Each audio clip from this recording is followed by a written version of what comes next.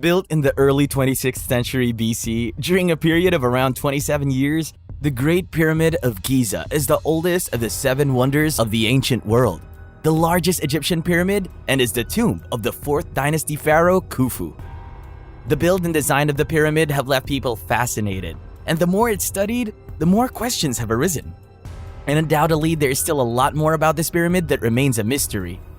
The question of how the pyramids were built has not received a wholly satisfactory answer. For a long time, it was believed that the laborers were hired to build these gigantic structures. But this theory was debunked when modern discoveries made at nearby workers' camps associated with the construction at Giza suggested that it was built by thousands of conscript laborers. The tools used in making it are believed to be hardened arsenic copper chisels, wooden mallets, ropes, and stone tools. But the planning of the construction still remains a mystery, even for modern-day engineers. Amidst this discussion, there have been speculation about using supernatural or extraterrestrial technology, but there are no concrete proofs supporting those theories. Initially standing at 146.6 meters, which is around 481 feet, the Great Pyramid was the tallest man-made structure in the world for more than 3,800 years. Over time, most of the smooth white limestone casing was removed, which lowered the pyramid's height to the present 138.5 meters. What's seen today is the underlying core structure. The base was measured to be about 230.3 meters square, giving a volume of roughly 2.6 million cubic meters, which includes an internal hillock. As perhaps the largest single building ever constructed, it is a wonder mainly because of its scale and because of the incredible precision with which the work was executed. The Great Pyramid was built by quarrying an estimated 2.3 million large blocks, weighing 6 million tons in total. The majority of stones are not uniform in size or shape and are only roughly dressed. The outside layers were bound together by mortar. Inside the pyramid, there are 3 known chambers. The lowest was cut into the bedrock upon which the pyramid was built, but remained unfinished. The so-called Queen's Chamber and King's Chamber, which contains a granite sarcophagus, are above ground, within the pyramid structure. Khufu's vizier, Haymunu, also called Haman, is believed by some to be the architect of the Great Pyramid. Many varying scientific and alternative hypotheses attempt to explain the exact construction techniques, but no one has been able to come up with a believable explanation. The base of the pyramid covers an area of a total of 5.3 hectares, which is 13 acres of land, and if you think that's a lot of space, you're not alone. For years and years, there have been several teams working on this mystery, and while they were only to find and prove the existence of 3 chambers, the speculations and theories of hidden chambers never died. It was in November 2017 when a team scanned to see if there was anything they missed.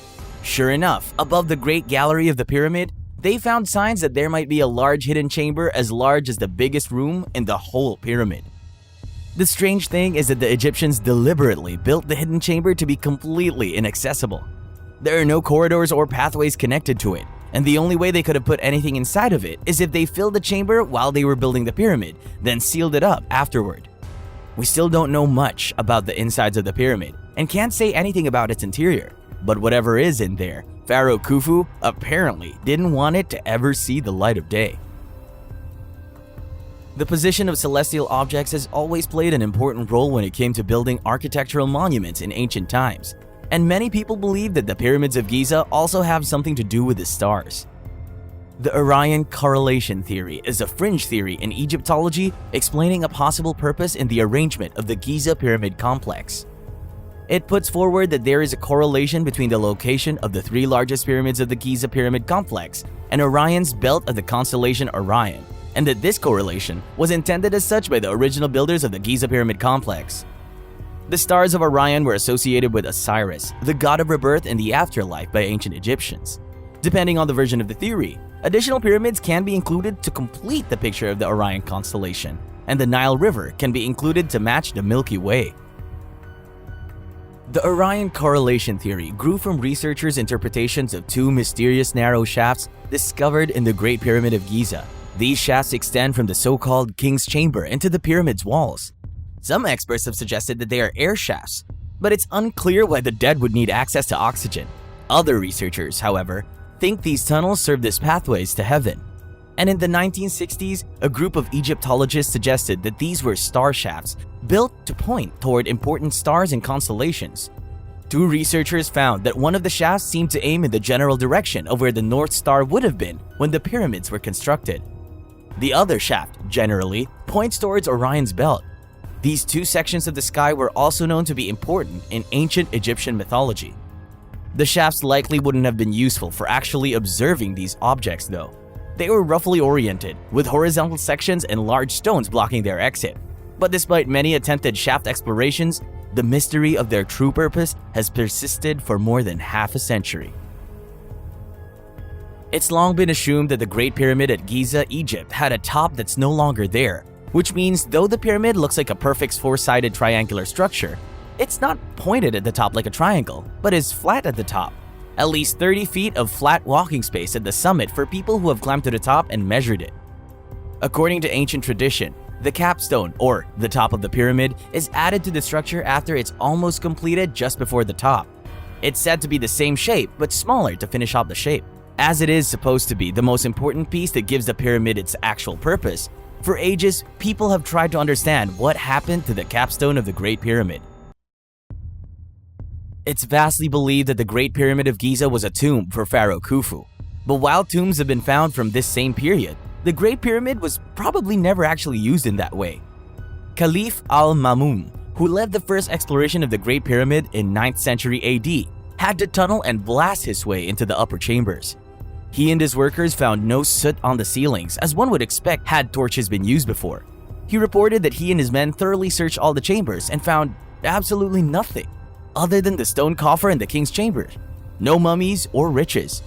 The Great Pyramid also has numerous features that would be unnecessary if it were only a tomb. Perhaps most telling is the presence of air shafts to bring fresh air into the king's chamber. Not only would the deceased pharaoh not need any air, but the fresh air would also speed decomposition. A rather counterproductive effort if the goal of the chamber was to preserve the pharaoh for eternity. There's currently almost no writing inside or outside the Great Pyramid that archaeologists know about. But according to the histories written by the Greek historian Herodotus of Halicarnassos, when he visited Egypt around 430s BC, he observed an inscription written in hieroglyphics on the outside of the Great Pyramid. His guides told him it was a record of the number of radishes, onions, and garlic eaten by the workmen who built the pyramid, and that there are no hieroglyphics present in there. But he had an interpretation of his own, which might have been pure imagination. Unfortunately, the inscription Herodotus describes has not survived, so we'll never know what it said.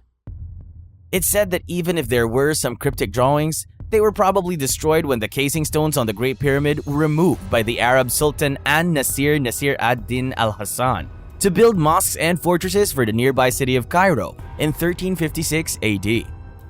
Likely, the inscription was probably some kind of declaration pertaining to the pharaoh Khufu, who built the Great Pyramid. And this gets us back to our starting point that even though the existence of this pyramid is known for years, what lies within is still a mystery. There have been many speculations and theories throughout the years, but the truth still remains untouched.